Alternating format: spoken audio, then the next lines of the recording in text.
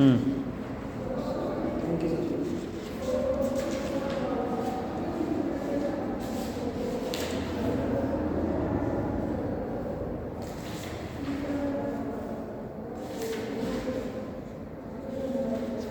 Morning student, how are you. आज मैं आपको संपदबोधक अव्यय समझा रही हूँ।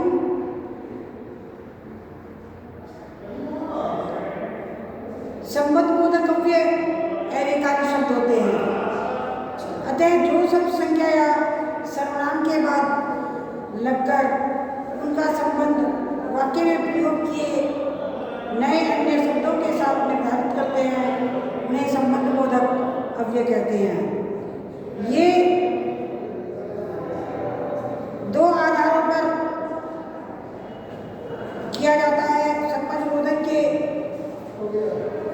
दो आधारों पर बांटा जाता है। नंबर 1 रचना के आधार पर, नंबर 2 अर्थ के आधार पर।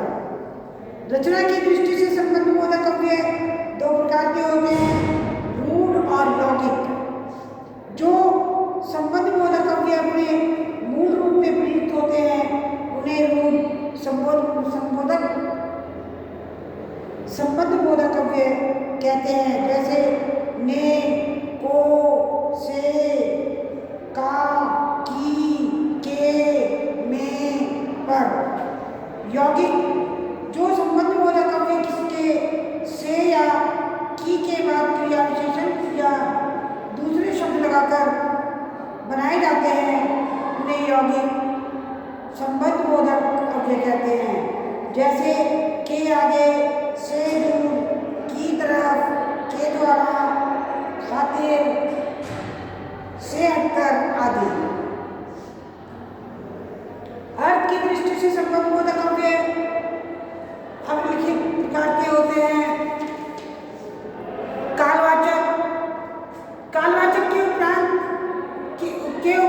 के बाद, के पहले, से पूर्व, के पूर्व, के पश्चात। जैसे खाना खाने के बाद वह सो गया। यहाँ आने से पूर्व वह मुंबई में रहता था। स्थानवाचक में पर, आगे पीछे, पास निकट, ऊपर नीचे, बीच, दूर, भीतर, अंदर। जैसे मेज पर पुस्तक है, गांव में मेला है।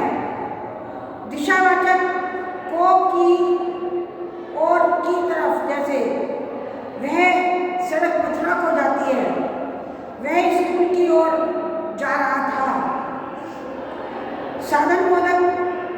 साधनवाचक अव्यय।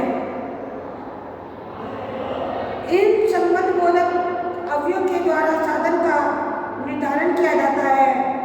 जैसे रवि चाकू से फल काटता है, वह बस के द्वारा रवाना गया। अन्य उदाहरण की जवानी, की मार्फत, के बलबूते, के हाथ, के सहारे। करण कारक के मारे, के कारण, की वजह। जैसे वह बीमारी के कारण नहीं आ सका, आज गर्मी के मारे बुरा हाल हो गया है। उद्देश्यवाचक के निमित्त, की खातिर, के हेतु, के लिए। जैसे उस आदमी के आने का हेतु क्या है, मैं इसी कार्य के निमित्त आया था। विनिमयवाचक के बदले, की जगह, आम के बदले सेब ले आना, दिल्ली की जगह कहीं और चले जाना। सादृश्यवाचक के समान, के योग्य, के अनुरूप, के जैसी, के तुल्य, की वजह।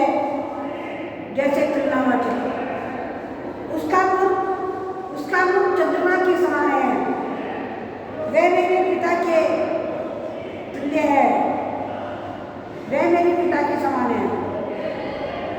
विरोधवाचक के विरोध, के प्रतिकूल, के खिलाफ, के विपरीत आदि। यह बात नियम के विरुद्ध है, आप ब्रह्मा के प्रतिकूल कुछ नहीं कह सकते।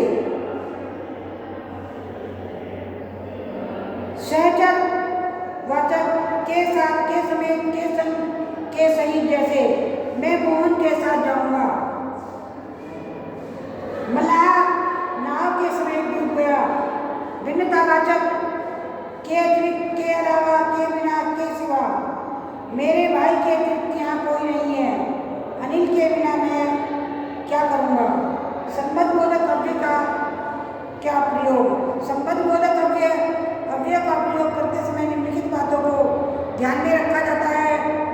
संबंधबोधक अव्यय संज्ञा या सर्वनाम के बाद जोड़े जाते हैं, जैसे कमरे में, छत पर, मेरी ओर, उनकी तरफ आदि। संबंधबोधक अव्यय संज्ञा से अलग करके और सर्वनाम से सटाकर लिखे जाते हैं, जैसे अंकित को, मयंक ने, उसको, उनसे आदि। क्रिया की विशेषताएं व संबंधबोधक में अंतर। कुछ कालवाचक, स्थानवाचक आदि अव्यय क्रिया विशेषण में भी होते हैं, परंतु क्रिया विशेषण वे संबंधबोधक में एक विशेष अंतर होता है। कालवाचक व स्थानवाचक संबंधबोधक संज्ञा व सर्वनाम के साथ प्रयुक्त होते हैं, परंतु क्रिया विशेषण क्रिया की विशेषता बताते हैं। बाहर जाना मना है, मकान के बाहर कोई खड़ा है, क्रिया विशेषण बाहर जाना मना है, संबंधबोधक मकान के बाहर कोई खड़ा है। Thank you everyone.